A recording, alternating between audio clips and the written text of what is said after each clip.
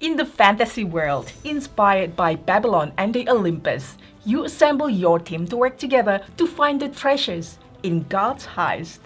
And today we'll be teaching you how to play God's Heist, game designed by Thibaut Delattroin and published by Triton Noir. And hello everyone, it's Stella. And Tarrant from Meeple University. And hey, if you enjoyed this video, you really help us by liking it, let us know what you think, and subscribe. Like, seriously, that would help us bringing more videos. Okay, now let's go to the classroom. In God's Heist, players are companies of marauders venturing into the ancient sanctuaries of the gods in search of artifacts. Players will explore and face the Draconids who guard the sanctuaries before collecting the artifact, raising the alarm, and trying to escape. Collect 6 artifacts over a campaign of 6 expeditions and you'll win the game.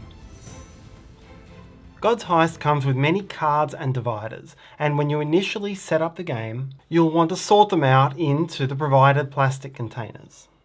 What you see here is just a prototype. Within each individual section, you'll have all the cards of the matching type as printed at the top of the card. For each slot, if there's a card showing this shuffle icon, set it aside, then in all cases shuffle all remaining cards, placing the shuffle at the back of the deck if applicable, and then place it into its slot. A campaign of God's Heist plays over 6 sequential expeditions. But this is not a one-and-done narrative campaign. There are a number of variable setups and variable difficulties which make the game fully replayable. The core of each expedition is a main quest which is written in the book, and it defines which specific tile will contain the artifact you're chasing, and a side quest card drawn randomly from its slot, providing an optional secondary objective. Each of these quests has a recommended marauder character who should be in your team, and if they both recommend the same marauder, swap out the side quest. The side quest adds a number of red tiles to your setup, and so to complete your map, you take your main quest tile, your side quest tiles, make up the balance with blue tiles, and then layer them into the map. For example, in Expedition 1 you'll always layer it so there's a blue tile in the entry point, and the main quest tile is one of these 3. Draw a challenge card from its slot. This is another separate and randomized objective, and this is what you'll be trying to do to level up the power of your marauders. And be ready for other features, such as which alarm card you draw halfway during the scenario, which will also vary these campaigns from play to play. Shuffle up a face-down supply of loot tokens and place one onto each loot icon on the starting tile. Place a Draconid mini on each blue or red Draconid space facing in the direction of the black arrow. The Draconid minis are always considered directional in the game. Now set up the team's company. Each player chooses a marauder and takes all of its cards. For your first game, this will be your portrait, a deck of 8 cards, and 3 action cards, which should be shuffled together with the action cards of all other marauders in play, as well as 1 Draconid's action card per player to make the action deck. Also shuffle up and place the Drakonis Activation deck. Keep your character mini near your player card for now. There are several coloured dice, and the expedition book will tell you which ones to start with. In the first expedition, this will be the grey D4, the coloured D6 and the red D10. The coloured dice are the marauder dice, and the red dice are the Draconid dice. And as you or the enemy gets stronger through the expedition, you'll be levelling up through the more powerful dice. But to avoid confusion, there should only ever be 3 dice on the table at one time. Note that the D4 doesn't belong to either side, it's a general randomizer for other effects. At this point, the party has the opportunity to buy and distribute equipment and planning cards for the expedition. But for the first expedition, these choices are made for you. Simply take a shared starting money pool of 15 gold coins and then spend 6 of it on the bribe planning card. This is placed beside the board and will give you an advantage during the expedition. And find the minor potion equipment card and shuffle it into any one player's deck. Make a pool of wound cards depending on your player count, and you're now ready to play. God's Heist is played in a series of turns, and in each turn, all players and the Draconids will take actions. To begin a turn, each player draws 4 cards face up from the top of their deck, and the deck of action cards is shuffled. Through the turn, one at a time, you'll draw action cards from this deck. When a Marauder's action card is drawn, that player will take one of the 2 actions printed on the card. And because of the nature of the deck, you won't know exactly which character will act in which order. When a Draconid action card is drawn, then you'll resolve the enemy's turn, which involves drawing cards from the Drakonis Activation deck. Before, after, or between any actions from this deck, players are also allowed to take the actions on their character cards. Most of these take the form of a test, meaning that you'll roll the Marauder's die to determine success or failure before resolving the effect and discarding the card. Players can use any or all of these cards across a turn and in any order. That is, even if it's just been Enkia's action, Solanor could still play one of these cards before the next action card is drawn. Once the action deck is depleted and players no longer wish to play their cards, the turn is over. Discard all of your remaining cards, redraw to 4 cards in display, shuffling your discard pile into a new deck if necessary, reshuffle the action deck, and proceed to the next turn. So now let's look at the Marauder actions. First is to move, and a card will give you a certain number of movement points. If you've not yet entered play, it costs 1 move to place your mini on a space which adjoins the outside of the starting tile only. The edges of non-starting tiles are considered dead ends. It costs 1 move to any space in contact, that is connected by either a dotted or solid line. So, for example, this would cost me 1 move. You cannot move into a space containing an upright Draconid. You can move through a space which contains a neutralized Draconid, that's one who's lying down, or a fellow Marauder. So with 3 moves, I could go 1, 2, 3. You can finish your move on the same space as a Marauder or neutralized Draconid, but you will switch places. So from here, 1 move would allow this switch of places, while from here, 2 moves would allow this switch of places. The displaced mini always goes to the last now unoccupied space which you move through. As you can see from the illustrations, the straight, solid paths represent standard corridors, while the dotted lines represent entries to hiding places, and in some cases those paths are dangerous. Such paths will show an icon like this, indicating you need to do a test as you cross that path. In this case, you'd do a test in both directions as you pass it.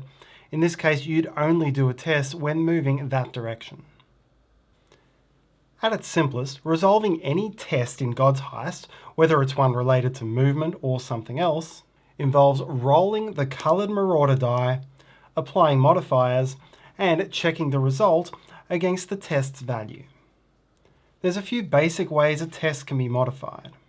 Firstly, if you have your tension card drawn this round, each player has one of these in their starting deck, then the next test you do has a modifier of -1 before this card is discarded.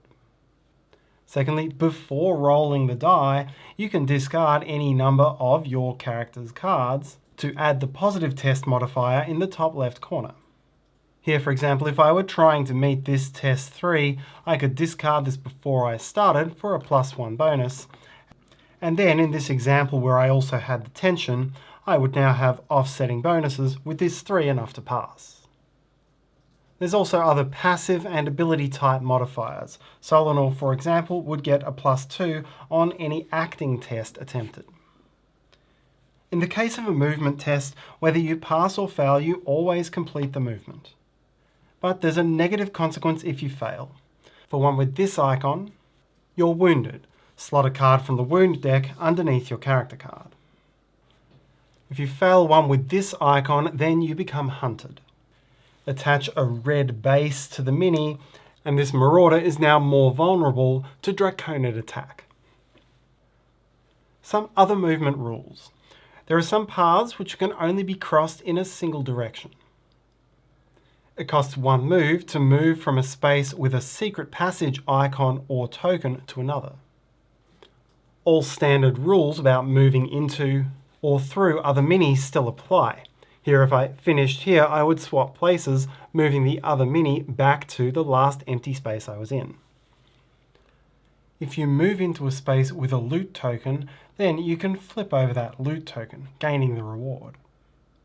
Here it's 1d4's worth of gold, gained by the party to its common supply. Collecting loot does not end your movement, so I could continue moving with the movement points from my action card. However, there are some key actions you can take which will end your movement, causing you to lose any excess movement points. The first is to reveal a new tile. If you're in line of sight at any distance of an uncovered tile, you can stop and reveal it. Line of sight means you have a perfectly straight line between your space and the new tile. Here I do not have line of sight. If I moved to here, I would have line of sight to the tile above, and if I moved either here or here, I would have line of sight to the tile to the right. A marauder's line of sight can be in any direction, and when other characters are involved, line of sight is blocked by upright minis. This marauder has line of sight as far as here. This marauder has line of sight in both directions to these spaces. When you choose to reveal a tile, flip the tile over, orient it so that all norths are facing the same direction. Place a random loot token on each loot icon. Place Draconid minis on all Draconid icons, facing the direction of the black arrow if there is one, and the white arrow if not. And place anything else which might be outlined in the expedition guide. On a space with a fountain of life, you can interrupt your move to heal 1 wound. Return it from your player card to the common pile. The fountain is linked to the loot token. When you use the fountain to heal a wound, you also reveal, remove, and claim the loot. This makes that fountain single use. A space with this icon corresponds to your side quest, and you can interrupt your movement to resolve the effect of the side quest. Space with this icon corresponds to your main quest, and you can interrupt your move to resolve it according to the rules in the expedition book. You can also end your moves voluntarily, and as soon as any player, whether you or someone else, plays a card from their display for its effect, your movement is ended. The next action is to attack a Draconid. You can attack any one Draconid in a space you're in contact with.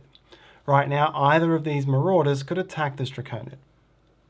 Circular spaces are essentially hiding places, and if you attack a Draconid from a hiding place, you win automatically. Neutralize that Draconid, lying it down on its space.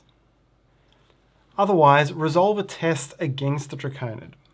Roll the marauder die, applying modifiers as we saw before, and roll the current red Draconid die. If your value exceeds the Draconid's, then you win, and neutralize that Draconid. If the roll is tied, you become hunted.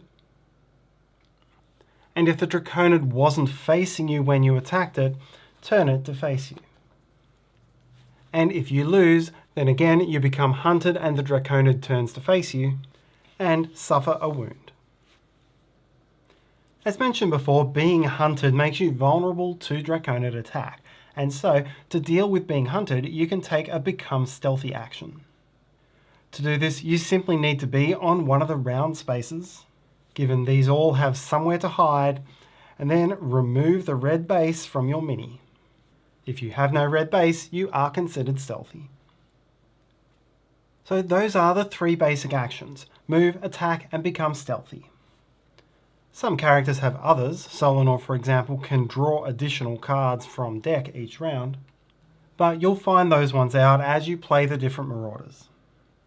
The other things you'll be doing are playing the cards from your hand, and there'll be a wide variety of these, mostly involving completing a test to determine whether they work. In some cases, there'll be a negative or lesser effect for failing the test.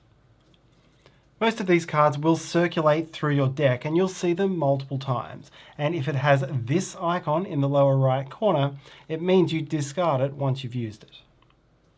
A card with this icon gets archived once you've used it. That means it's out of your deck and it goes to the very back of its slot in your organizer, behind the shuffle card if there is one. There are some effects like loot tokens which allow you to gain equipment during an expedition. And you take the card from the front of its slot and add it straight to your hand. You have a maximum hand limit of 4, and so if you go above this, you must either immediately play your new one or discard until you're down to 4. If you do reach the point of drawing the shuffle card in a given slot, then reshuffle the slot with the shuffle card at the back as in setup. If you resolve a card with this icon, then put it behind the removed from the game slot. You won't use it again in this campaign, but you can re-add it to its normal deck for a future campaign setup. And the one other card handling icon you'll see is this one, discard to the diamond. That means the deck is in play. You don't return this card to the box, you discard it to an on-table discard pile next to its original deck. Now we'll look at what happens when a Drakonis action card is drawn. Prior to setup, you will have chosen whether you are going to play easy, medium, or hard mode. And so you'll flip a Drakonis activation card and will ultimately resolve the top effect in easy mode, the top then middle effect in medium, and all 3 effects in order in hard mode. You'll also check for interception at the start and interception after each action you resolve.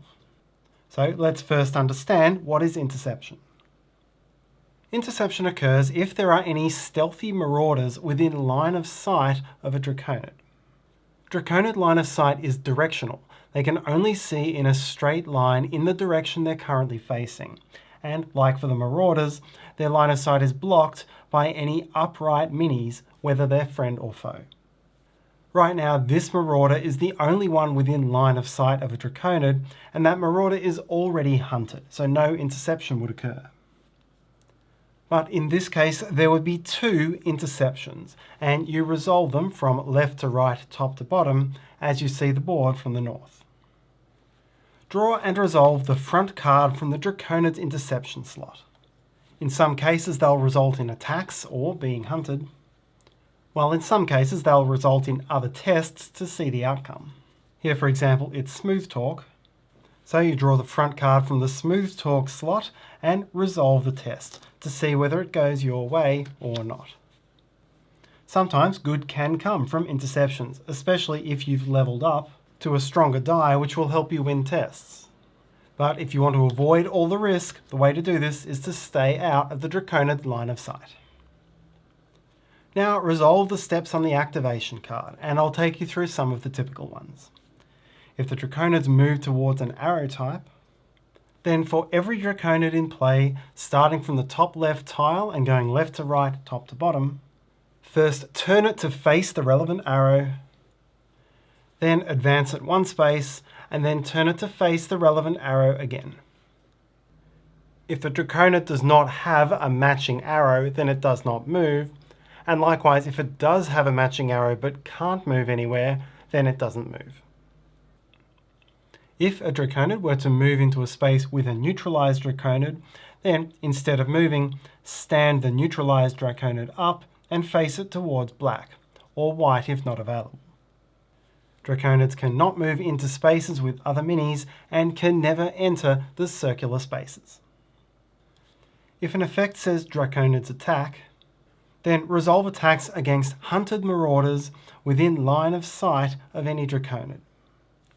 Each Drakonid with a valid target attacks once, meaning a marauder could be attacked multiple times by different Draconids on the same activation. Resolve this exactly the same way as if a marauder initiated the attack. This could result in a marauder wound or the attacking Drakonid being neutralized. This occurs only if the marauder is within range to attack, so usually that means in contact. In this case, the Drakonid would only be neutralized if the marauder had an artifact which attacked at range.